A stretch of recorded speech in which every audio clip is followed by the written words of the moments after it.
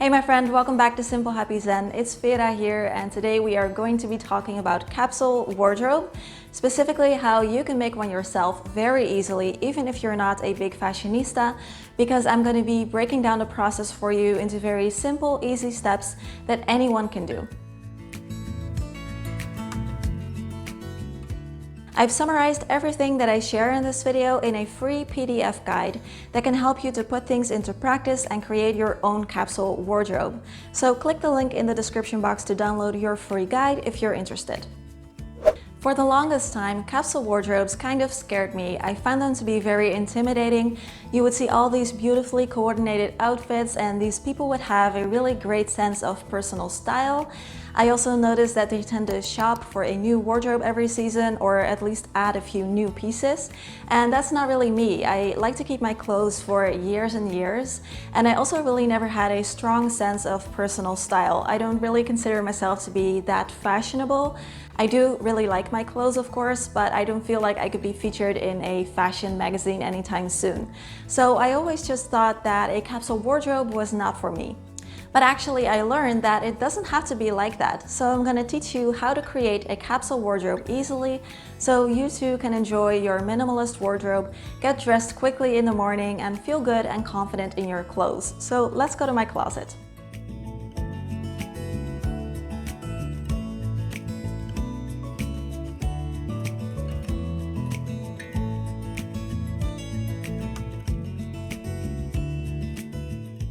A capsule wardrobe is a more minimalist wardrobe with fewer pieces of clothing that work very well together and that you personally really love. Now, there are a lot of things being said about capsule wardrobes, different rules. Some say that it needs to be 36 pieces total for a season. Others say there need to be specific modules to it.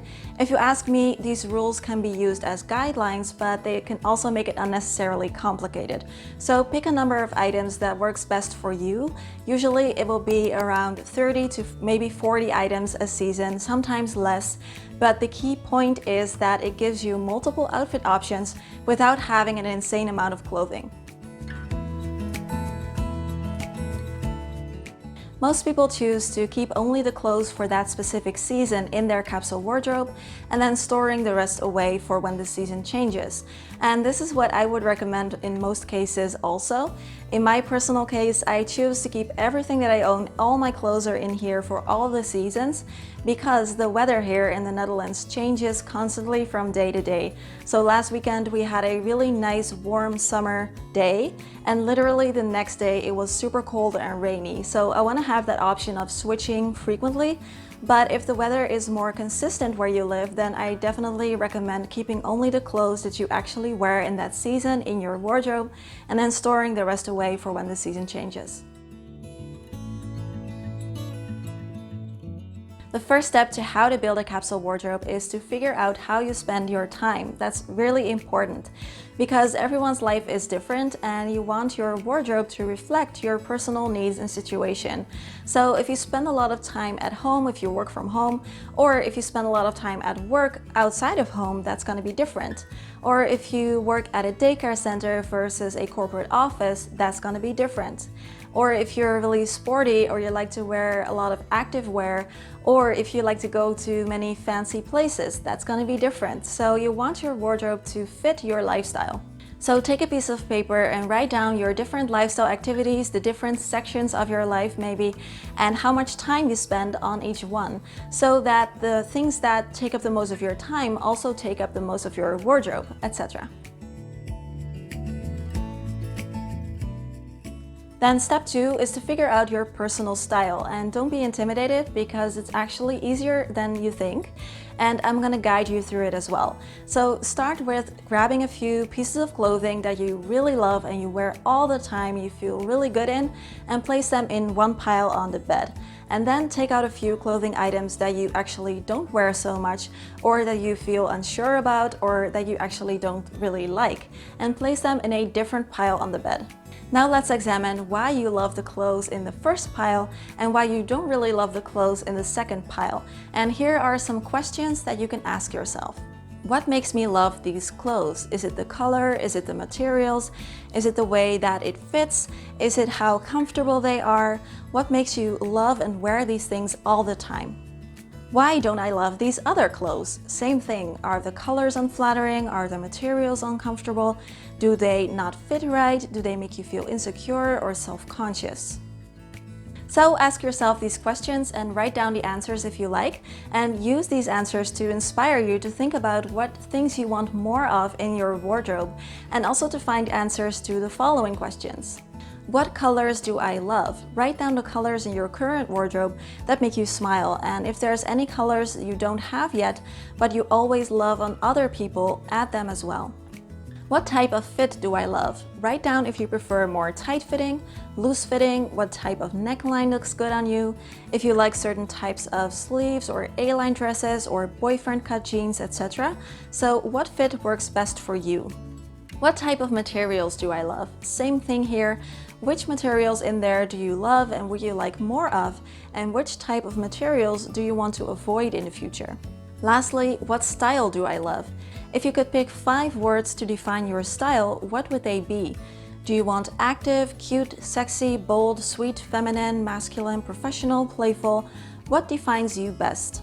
I want to stress here that a lot of the capsule minimalist wardrobes that we see on YouTube and on Pinterest, they often use a lot of neutral tones and neutral colors, neutral fabrics, and I want to say that you don't really have to do that. If you want to wear colors and prints, that's perfectly fine too. That can work just as well in a capsule wardrobe, so don't feel like you have to do it in a certain style, but pick the style that works best for you and that fits your personality.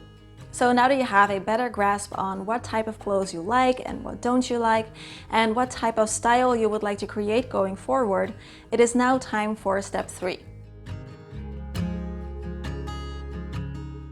For step 3, you're going to continue on sorting through each and every item in your closet, in your wardrobe, including your shoes and accessories, and divide them up into 3 piles: keep, maybe, and declutter. And if you're unsure, use the answers to step 2 that you wrote down. And if an item you're unsure about doesn't match anything you wrote down in the type of fit you love, the color you love, or the style you love, then there's probably no room for that item in your future capsule wardrobe.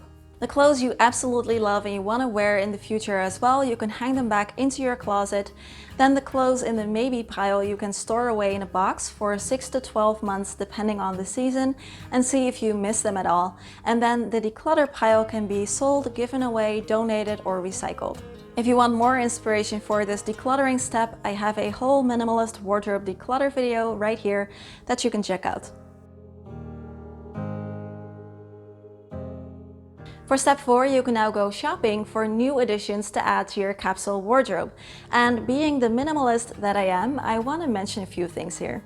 Only shop for new things if you really miss specific items. So if you declutter your closet and you are left with, let's say, 40 really beautiful items that you already love, then maybe shopping is not necessary.